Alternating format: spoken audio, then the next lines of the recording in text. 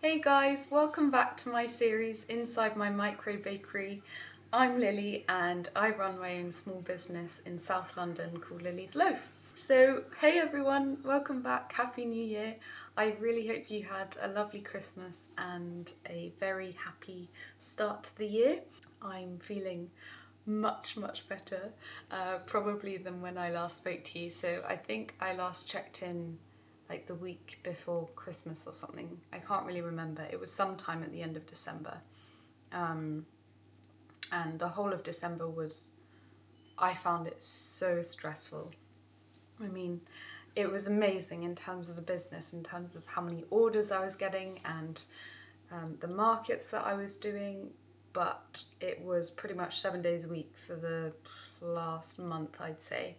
And it was just really intense, and I was so stressed I could hardly even speak sometimes. So the Christmas break was a well-needed rest.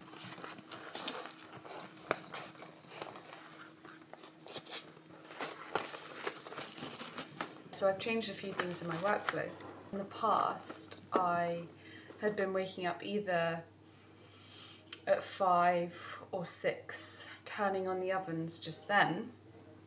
But now, over the Christmas holidays, we got an electrician in, or 2 electricians in, and they plumbed in this timer, which is wired into the wall. Sorry, plumbed is the wrong word. I'm not technical in this sense at all.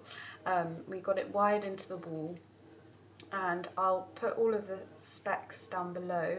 Obviously, you need to consult a qualified electrician if you're doing something similar in your micro bakery. Things may be different in various different countries, so don't take my word for it, but this is what we did.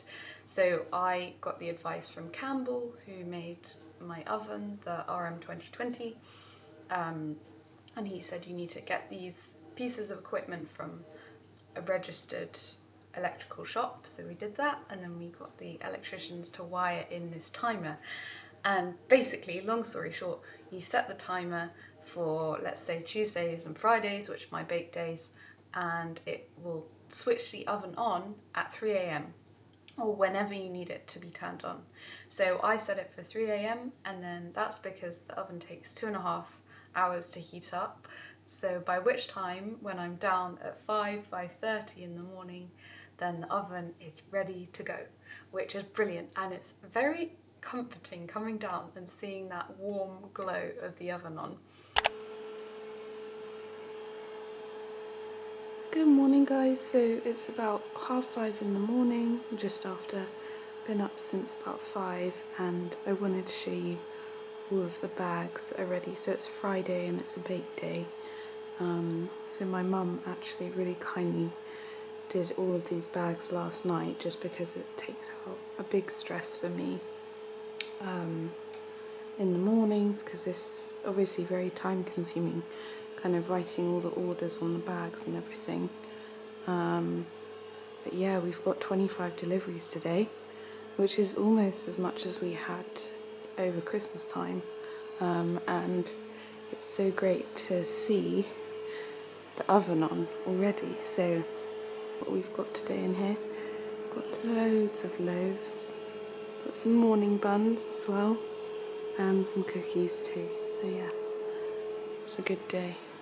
So I set my alarm for 5 a.m. and in that time between 5 and 5:30, I kind of, do the normal morning stuff. So brush my teeth, wash my face, do my skincare, and get dressed. Obviously, it was always helpful. And what else do I do? Oh yeah, because I was getting so stressed over the Christmas period, my sister suggested that I need to do some sort of breathing or meditation before I start my day, or have some sort of intention, because I was kind of just running straight downstairs, and I'm obviously super blessed that I can just work and run downstairs and there's no commute at the moment for me. I'm very lucky, and I know that, but I was just running down straight into work, like, I've got all this stuff to do, all these mince pies to make, all these loaves to make, so many different components going on, deliveries, everything. Anyway, my mind was going a bit crazy, and I was not very nice to be around because I was so stressed. Anyway, my sister suggested that I do some sort of meditation or like intention setting or breathing. So I've kind of been doing that again, where I just sit on my bedroom floor and I just kind of take 5 to 10 minutes to just kind of do a scan from like the top of my head all down my body, and just kind of, I'm there, and what am I going to look forward to most in my day, and just think about that. And it's just like 5 minutes to kind of, you know, have a bit of space before the working day begins. So that's another thing that I've been doing recently.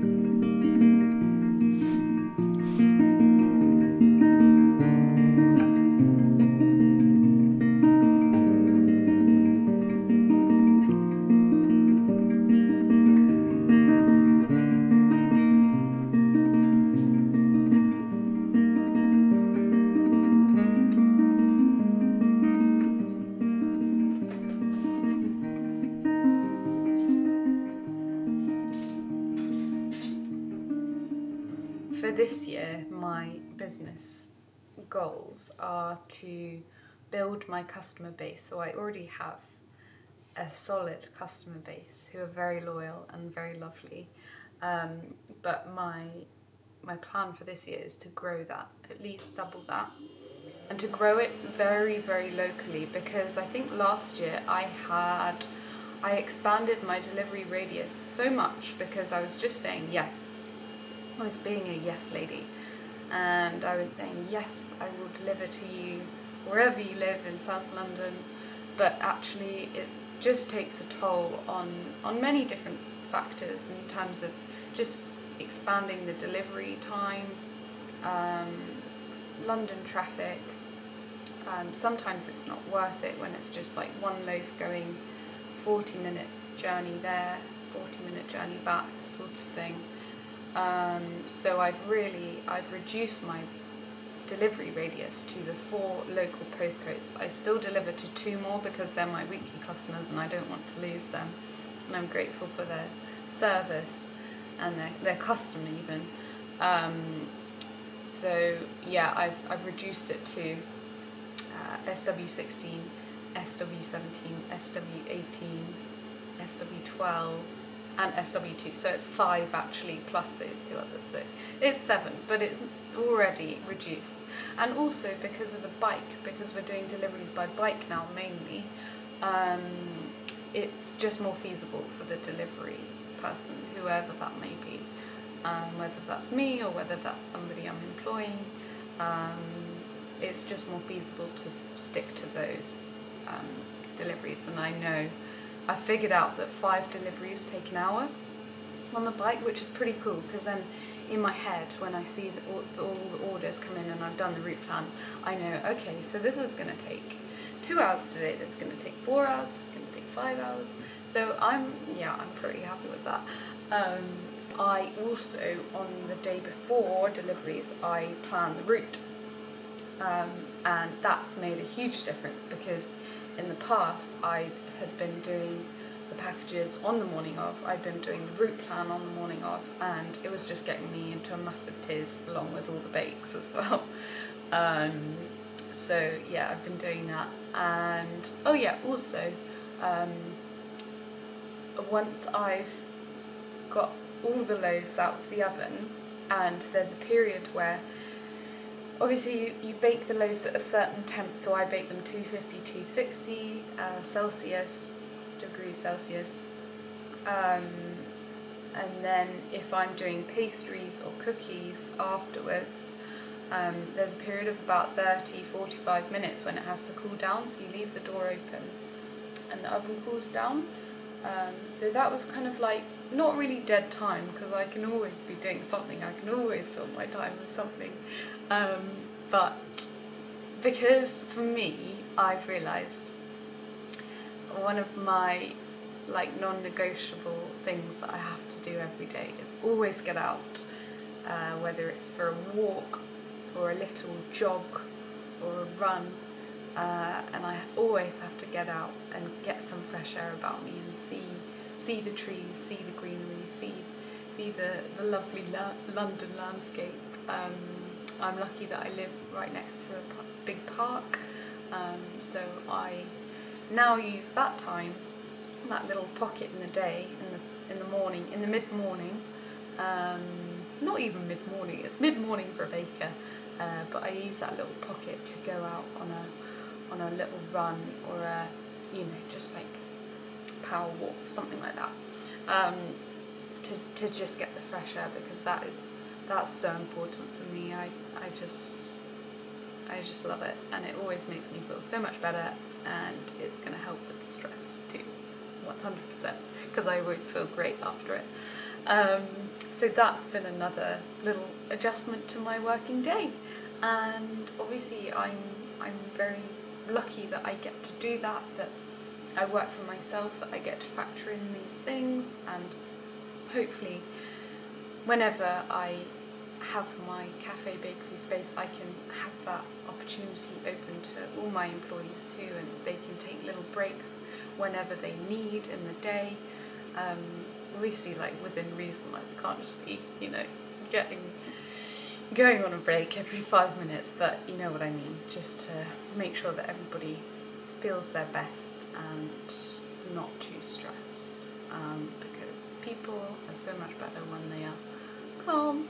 I've just actually done a little photo shoot for a new product, something that I baked on the weekend actually, and I really fancied like a kind of fruit loaf, like a tea loaf, so I riffed off this recipe online, made it gluten-free as well, and vegan. It's free from all the main 14 allergens, which is just lovely, which means anyone hopefully can have it and enjoy it safely, and I'm thrilled with it. It's delicious. So it's I'm calling it my Irish tea loaf. I'm going to show you here. I've kind of butchered it a bit because it's mid-shoot, but that is the new Irish tea loaf. It's so classically the barn brack, it would be, so I don't know if you guys know this, but I'm actually half Irish. So my dad's from Belfast, that's where he grew up, and he was telling me actually a classic barn brack would be a bit lighter, it would be a lighter sort of bread, and probably a bit taller, maybe double the size, and he says this is a bit denser, but I'm so happy with it.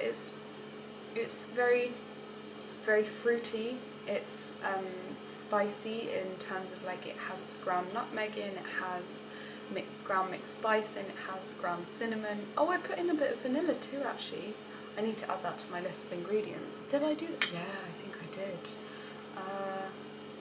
And I'm very happy as well, because I wanted to focus more on some gluten-free sweet things for my gluten-free customers, but also just a product that everyone can enjoy, because it is just so good. So yeah, I'm very happy with that.